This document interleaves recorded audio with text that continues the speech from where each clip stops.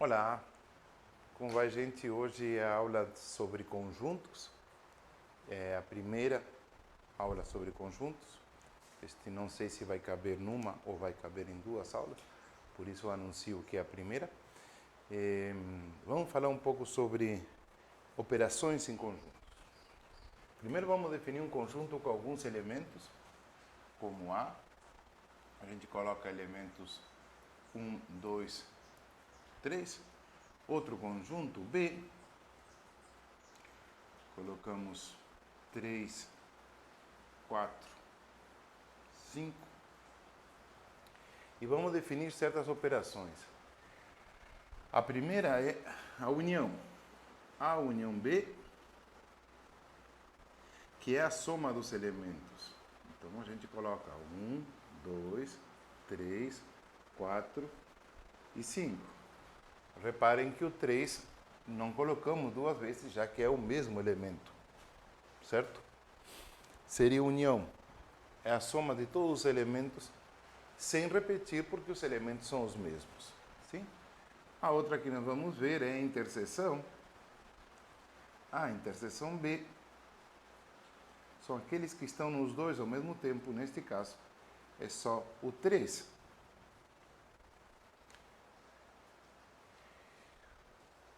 Assim que definimos união, definimos interseção, e agora vamos falar sobre complementos, ou conhecido como A menos B. São aqueles elementos que estão em A, tirando os que estão em B. Vai dar 1, 2. Não colocamos os elementos de B, tampouco colocamos elementos da interseção. Então são 1, 2, 3, tirando o 3, porque estava no B. E da mesma forma, B menos A vai ser 4 e 5, que são os elementos de B, tirando aqueles que estão em A. Temos 4 operações básicas de conjunto: união, interseção, A menos B, B menos A. Certo? Bom, para que não serve isto aqui? Na hora de operar com conjuntos, a gente precisa entender que se nós colocamos B menos B, estamos tirando os elementos de B, todos os elementos do conjunto B do elemento B. Se não tem mais o 3, não tem mais o 4, não tem mais o 5, a gente não fala de zero, já que zero poderia ser um elemento, poderia estar aí no grupo. O que a gente fala é que quando não tem nada é vazio. Vazio se representa como um subconjunto de qualquer conjunto que exista. Sim? Se representa com zero, riscado, e não é zero, é vazio. Sim? Porque zero é um elemento. Se a gente colocasse zero como um elemento do conjunto, a gente poderia dizer que o nada é zero. Não, zero é um elemento, vazio é o que está. Bem,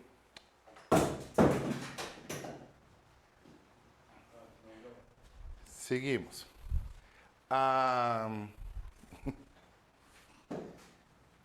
Eu posso dizer que um pertence a A. Também posso dizer que 4 não pertence a A.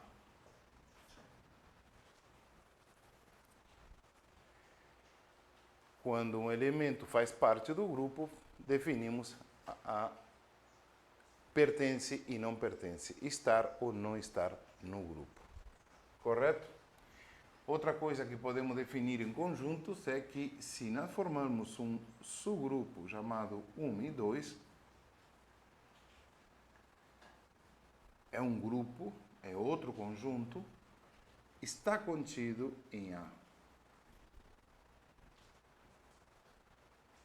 Quando temos mais de um elemento, definimos um novo conjunto, e esse novo conjunto já se fala de estar contido, não de pertence. Reparem a diferença do símbolo. Estar contido é um U deitado, enquanto pertence, esse é bastante charmoso. O que acontece quando uma parte pertence e outra parte não pertence? Se eu defino 3 e 4, eu dizer que não está contido em A. Por quê? Porque para estar contido, todos os elementos têm que estar pertencendo ao conjunto A. No caso, o 4 não pertence, e se o 4 não pertence, basta com 1 para não estar contido. Correto? Dou um repasso, união é a soma dos elementos, quando a gente junta dois grupos, interseção em dois grupos é o que se repete, o vazio faz parte em todo o conjunto e é quando não temos nada, e para um elemento pertencer, ou não pode não pertencer, e para estar contido, todos os elementos dos subconjuntos têm que pertencer ao elemento, senão não podemos usar o estar contido. Seria não estar contido, que é o riscado. Bom, o rolo deste parte de conjuntos acontece no vazio. O vazio está contido em qualquer um. Porque eu estou complicando com o vazio, que não são os números, porque é das perguntas mais usadas pela brincadeira que temos. Sim? O vazio não está contido em A. Agora, está contido em A. Agora, se eu pensar o vazio como elemento, ele não pertence a A. Porque ele não é um elemento, assim que ele não pertence, ele é um subgrupo que está contido. Reparem, não é um elemento, é um conjunto, por ser um subconjunto vazio, ele está em todos os grupos, por mais que não apareça, mas como elemento, não. Qual é a complicação deste? Quando ele define um grupo contendo o vazio como elemento.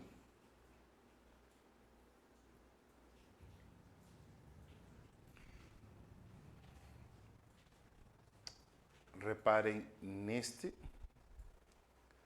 conjunto C, que tem como elemento vazio, o 0, o 2. Eu posso dizer que o vazio pertence a C. Eu posso dizer que o vazio está contido em C. Mas por duas razões diferentes. Este vazio é o elemento vazio. Este vazio é o subconjunto que está em todos. Parece meio complicado, mas a ideia é: vazio esteja ou não esteja, sempre está contido. Se ele está além como elemento, ele pode estar expressado como pertence ao conjunto C.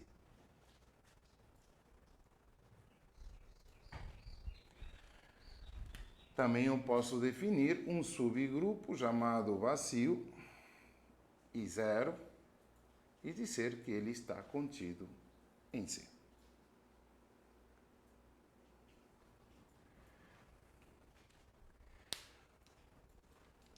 Por que complico? Porque é por aí onde a coisa vai. Quando as perguntas começam a ser mais complicadas na prova, eles tratam de colocar o vazio.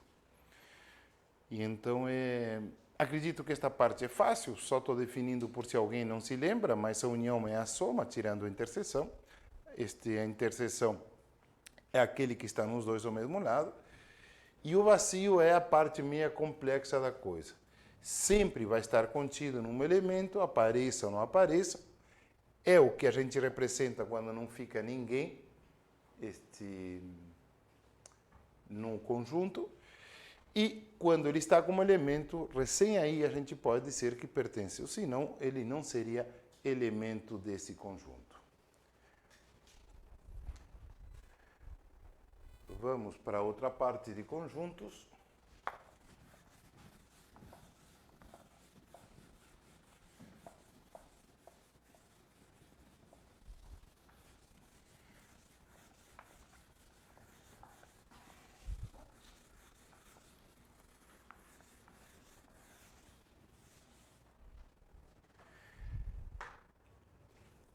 Em todo edital, começa sempre com conjuntos numéricos.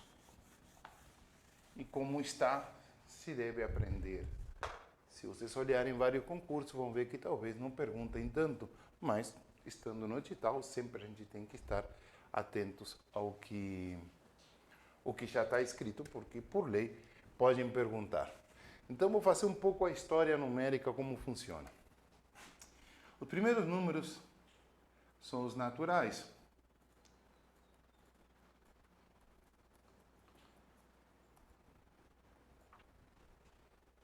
Quem são os naturais? Aqueles que a gente pode contar. 0, 1, 2, 3, 4, 5. Engraçado, mas em toda esta história de números, o último número a aparecer foi o 0. Mas eu vou colocar como se tivéssemos contado desde o começo a humanidade, 0, 1, 2, 3, 4, mas não foi tão assim. O 0 foi um dos últimos números. Começa no 0 e termina no infinito, não tem fim. E com esses números naturais, a gente foi feliz por muito tempo. A gente conseguia somar, conseguia diminuir, e a gente foi bastante bem. Até que a gente começou a multiplicar e começou a dividir, e apareceu um problema para nós, que era o que acontece quando a gente divide 1 por 2 ou 5 por 7. Não, desculpe, adiantei. A gente começou a somar e começou a diminuir. E o primeiro problema que apareceu, o que acontece com 2 menos 7? Não dava, não existia, não podia. Então, o segundo número que aparece com a letra Z se chama inteiros. Quem são os inteiros? São os negativos e os naturais. Esse sim vai de menos infinito a mais infinito. E a gente conseguia somar e diminuir, e esse problema de 2 menos 5 aparecia como menos 3, e a gente tinha uma solução para isto. A partir disso, nós começamos a multiplicar, a criar a regra de sinais, aquela que vocês conhecem, menos com menos dá mais com menos dá menos, isso aí, até que apareceu um problema, que agora sim posso citá-lo, que é o que acontece com 1 dividido 2, ou o que acontece com 3 dividido 4, ou qualquer divisão que não dava exata. Então, tivemos que definir os números racionais.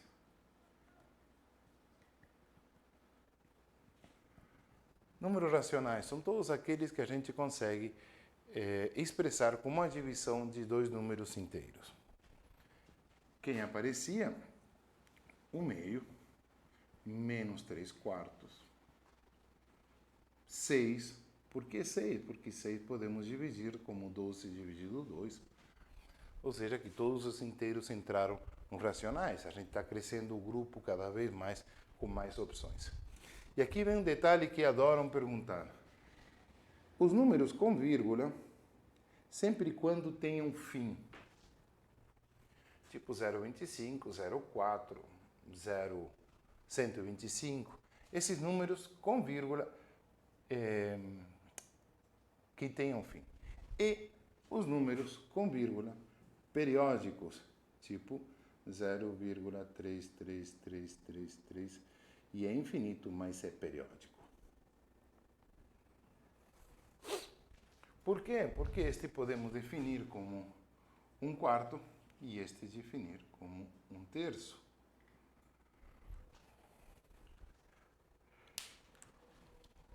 Fomos felizes, podíamos somar, podíamos diminuir, podíamos multiplicar, podíamos dividir, e tudo tinha razão de ser, até que começou a gente fazer quadrados de números, e com quadrados de números apareceram a raiz quadrada, a raiz cúbica, aquelas coisas que vocês odeiam, e a raiz cúbica e raiz quadrada não se poderia definir como uma fração. Então tivemos que criar um novo grupo. E esse novo grupo se chama irracionais.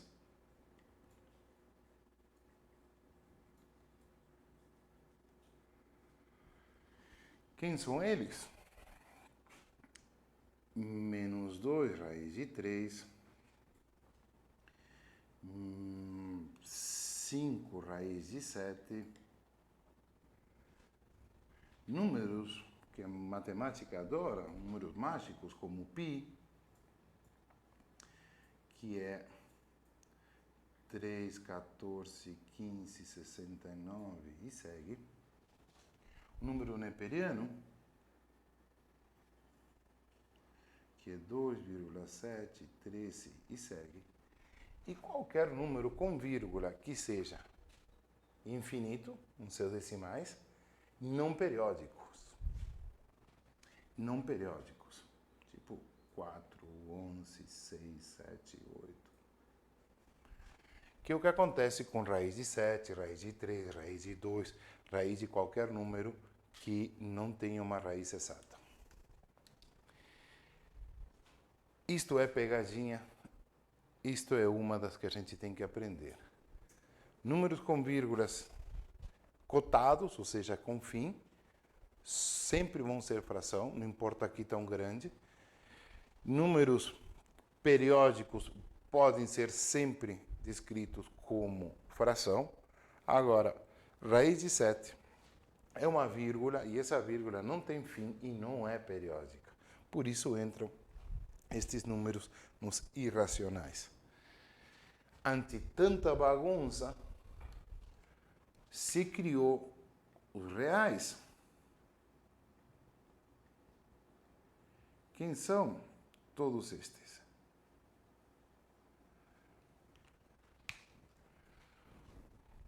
E quando vocês pensam que isto terminou, não termina. A matemática segue e segue. Por quê? Porque os reais têm um problema. Eu vou escrever aqui a parte.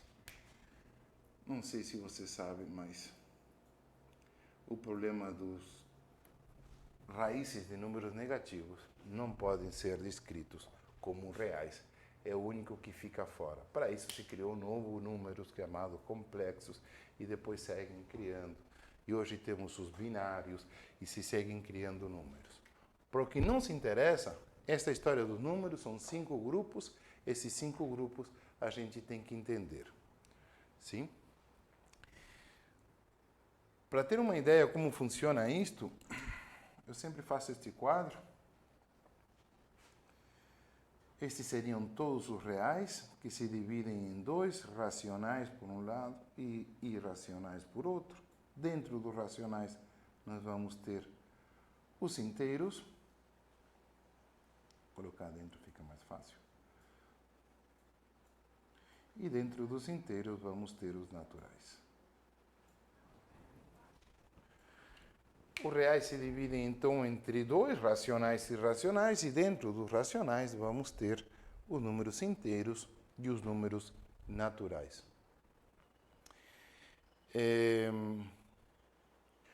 Vamos juntar com as outras operações para vocês entenderem por onde vem a coisa. Eu posso dizer que o número 0,315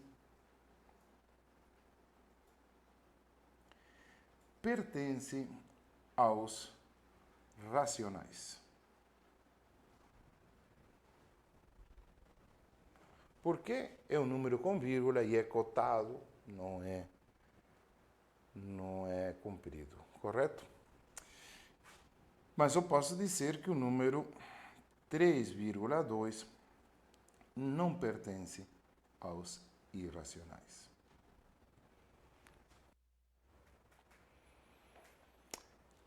Posso dizer também que números, que tão feio pode ser, menos 7,2 raiz de 11 sobre 3 pertence aos reais. Por que pertence aos reais? Porque os reais aceitam todos. A única salvidade que os reais não permitem é raízes de números negativos. Mas, no mais, qualquer número é parte dos reais. Então, aquilo de pertencer a um grupo definido, pequeno, que pode ser com números ou letras, ou pertencer a estes 5 grupos numéricos, a gente tem que entender que pertencer é um elemento que está ou não está. E a maior pegadinha que tem nisto é que estes fazem parte dos reais e que estes não periódicos são os que fazem parte dos irracionais. Que outra pegadinha pode ter? Raiz de 4 pertence aos naturais. Por quê? Porque a raiz de 4 é 2.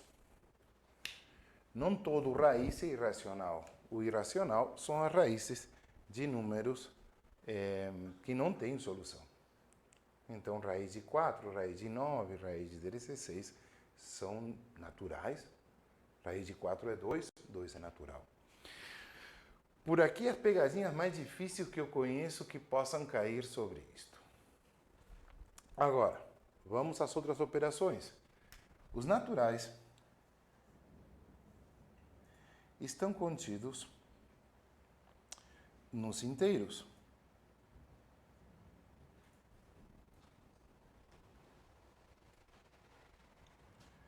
Naturais contidos nos inteiros.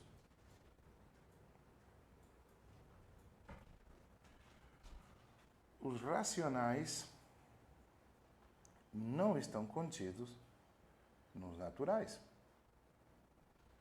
Naturais nos racionais, sim, mas os racionais nos naturais, não. E a interseção entre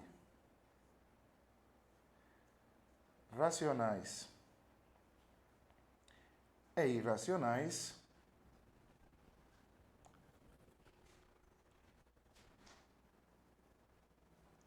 vazio. Não existe elemento que esteja nos dois. Apesar que existe um debate na matemática se o zero faz parte ou não, se chegou a um acordo que o zero é racional e não irracional, pelo menos nos conjuntos. Matemática tem disso, de vez em quando a gente define certas coisas para uma área da matemática, para outra área a gente define o contrário. Mas para conjuntos não existe interseção entre racionais e irracionais, ou seja, que não existe número que esteja nos dois ao mesmo tempo. Lembrando que os reais abrangem os dois. Reparem que a mesma coisa que a gente estava falando de pertencer, não pertencer, estar contido, não estar contido, este também serve para isto. Eu sei que na ansiedade de vocês é como é que cai? Cai naqueles conjuntos, sai naqueles exercícios onde definem 3, 4 frases e depois aparecem as opções. Só a primeira é verdadeira, a segunda é verdadeira, só a terceira é verdadeira, nenhuma é verdadeira. Então, vale a pena a gente dar uma relembrada em tudo isto para saber quando uma expressão está certa ou não. Estou relembrando que as mais difíceis é a diferença entre racionais e irracionais e lembrar que os reais são todos os números. É a resposta mais fácil. Apareceu reais. A única coisa que não aceita os reais é raiz de número negativo. Mas, por mais feio que seja, sempre vai estar pertencendo aos reais. Que outra forma cai? Exercícios, que pode ser de qualquer forma, pode ser desde regra de 3, a proporção, o que for, que no final da resposta aparece não um valor, mas sim que a resposta é que é um inteiro, ou é um racional, ou é um irracional, a resposta. Então, se a gente fizer um monte de contas e chegar a um número 3,2 e aparecerem a resposta A é um número natural, B é um múltiplo de 4, C é um racional, eu fico com a resposta C, é racional. Por isso eu defino, porque se a gente fizer todas as contas, não pode ser que pelas opções a gente perca esse ponto. Bem? Naturais não pode ter vírgula, são números que a gente conta, inteiros são os mesmos e os seus pares negativos, racionais tem que ser escrito como uma fração, pode ser até natural, porque a gente consegue escrever como uma fração. Irracionais são números com depois da vírgula, infinitos números não periódicos, e os reais são todos. Correto? Bom, vamos para outra parte de conjuntos.